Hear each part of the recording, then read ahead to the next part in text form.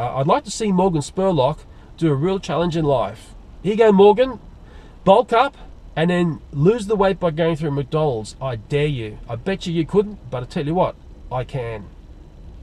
Hello, well, my name's Leo. I run a YouTube channel called Leo Kim Video. I mainly look at toys and things, but back in 2013, I did a big challenge where I basically lost a lot of weight by only eating McDonald's. Sure, I'm not the first person to do this. There have been others. There have been people who've done this, but there've been no real record of what they've done and the things that they came up against.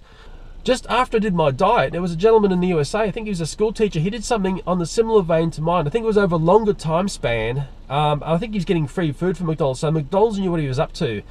Mine's very different. McDonald's don't know that I was doing this. And in fact, the restaurant that I went to most of the times in my drive-through diet sort of woke up to the fact in the last week, oh, this guy's coming in and, well, ordering certain things. But in the end, it was the best thing I ever did for myself and for my family. It completely changed my life. In fact, it saved my life. I know there'll be lots of people who'll struggle with this sort of video on YouTube because it's very different to what I normally do. They're going to see the Leo for what he was. And I was actually a very sick person back there in 2013.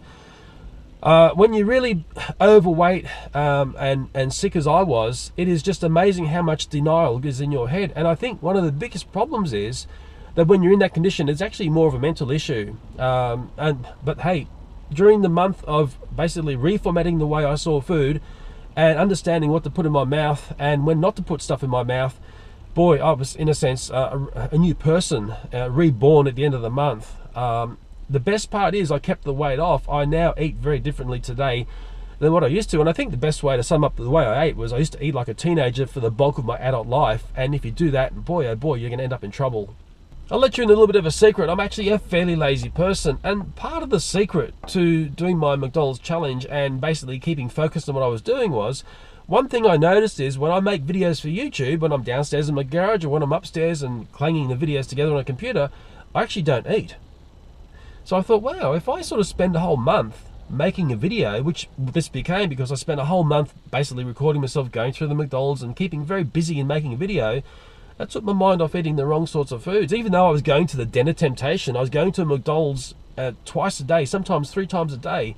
And I thought, wow, I'm starting to do the right thing. It was very much a matter of mind over matter. I really had to have that mental stamina to get through this and make it work. The first week was very hard, I can assure you. That first week, man, I still remember the headaches that I was getting from that initial shock to the system of me ordering a very different diet from McDonald's.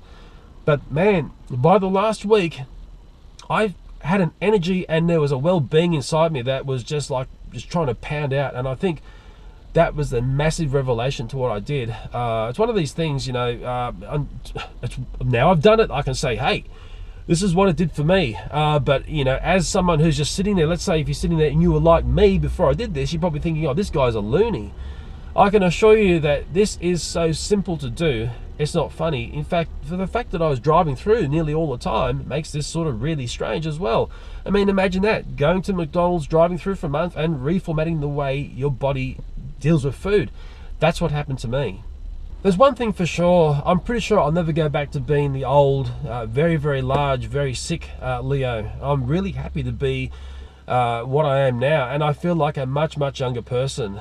In the condition that I was in, I felt hammered. I was feeling tired all the time, and it's just incredible the amount of denial that I was in the condition that I was at. I was thinking, oh, that's all right. I just saw Target had 8XL clothes. Wow, the 7XL were getting tight of me. I can then step up to the next size up. That's how sad it is when you get really large. During my challenge, there's one guy that helped me all the way through. And this little clown here is just a soft toy. He's got X's all over him. Each X represents a day, and he sort of keys into it a couple of days into it. Well, I've remembered to bring him with me. And then the other important aspect to my challenge was that I developed a meal. This became almost a staple during my month, and I end up calling it the McLeo. But it looks like that, and you'll be introduced to that along the way. Although it did morph and change, and it took me a while to get to this, the good mix. But one thing about McDonald's here in Australia is that since I did my challenge, the menu has morphed and changed into some of the things that I was bringing up, saying, hey, wouldn't it be good if they did this and this and this? Well, strangely, McDonald's have sort of done some of those things, so maybe they're well aware of the fact of how people perceive their restaurants. I'm not anti-McDonald's. That's one thing I want to make very clear. I'm also not an ad for McDonald's either. I'm sure McDonald's restaurants will tell you that. But it's one of the great things that I've pulled off. I'm really proud of what I've done. And if I can make one person wake up to themselves and think, wow, if I just did this, this, and this, I could be a far different person. I could feel much younger. And you're not engaging with the diet industry, which I'm actually not a big fan of. I'm a big fan of someone saying to you some good advice, which doesn't cost anything. And in essence, what I'm going to produce for YouTube doesn't cost you a thing. It's all there in those videos. Mind you, if you're the sort of person who's there doing a labouring job, let's say digging ditches or laying bricks or something, or doing something where you're burning a lot of energy, this isn't a diet for you. Because I'll tell you what, if I missed a meal in this diet, I'll tell you what, I was feeling pretty low. But I radically changed the way I took in food, and that has stuck with me. It's been one of the very good things that's happened. One thing I'm fearful about is, because this is a real full-on study of a month of me going through McDonald's, it ends up being quite an extensive bit of time that I bring up to YouTube to show you this whole thing. I'm really keen to show people this whole event, because it's a bit like saying, well, maybe I'll show you day 1, oh, then we'll skip to day 30. But then you learn nothing, and you'll see the things that I'm up against. One of the things that I was constantly up against was the thing called suggestive selling. Now, it's one of these things I'm thinking, wow, if I've just gone through and ordered a fairly big meal, and I'm there in the car by myself, do I need an extra cheeseburger or whatever else on top of that meal as temptation on top of the thing that I've already ordered? I think that's got to stop. I mean, that's a bit like the whole Supersize me with Morgan Spurlock. That was one thing that he was sort of trying to quell. Maybe if you're going through and buying, let's say, a coffee, and they offer you an apple pie, well, maybe that's okay. Hey, maybe the audience has the best thing to say on that one. But I think the suggestive sell was the constant. It was turning on and turning off, but it was always there in the background. And during my challenge, I kept all the things that I was suggestive sold in the box, and we take a look at all those items and how they changed over the month. And that may surprise you. Quite a few years back now on YouTube, I did a video where I did a study of the Big Mac, in particular the size of it and how maybe it got smaller, because McDonald's are in denial as always. There's the ring that used to go around those burgers here in Australia, and by my calculations, I said, well, the old Big Mac was about the width of 2 boxes of matches. And I did it via video analysis of an old video, and of course, all people said, well, that's an old distorted video, you can't, squash the hamburger, all the rest of it. But I always had the ring, but I never showed the ring because that was going to be a little bit too, probably hard to swallow. But when I got grilled by McDonald's down to their head office, I remember this day very clearly. They took me in because I wanted their response about, how the Big Mac may have changed. It's always a maybe, isn't it? And they sat me down, and they stood 3 people around me. Remember, I'm sitting down, they got people standing up around me, and they were asking me questions. Leo, why are you doing this to us? Are you a journalist? And all the rest of us said, no, look, I'm just a YouTuber. I'm just a person who's making a silly video about looking at an old Big Mac versus a Big Mac of today. One question they didn't ask was, well, Leo, are you a customer of our restaurants? How long have you been enjoying our product? And what I could say to them, I said, look, I've been going to McDonald's here in Australia since the early 70s. And we'll take a look at the McDonald's I went to out of Hurlston Park as part of my challenge. We'll also take a look at the first McDonald's in Australia, which is sort of hidden away. Unless you really know about McDonald's stuff, it's still there on the Hume Highway. We'll go there as well. But I was quite surprised that McDonald's didn't ping me off as being, well, here's someone who's been eating our product for years and years and years. Not my whole life, because McDonald's wasn't there at the start with me.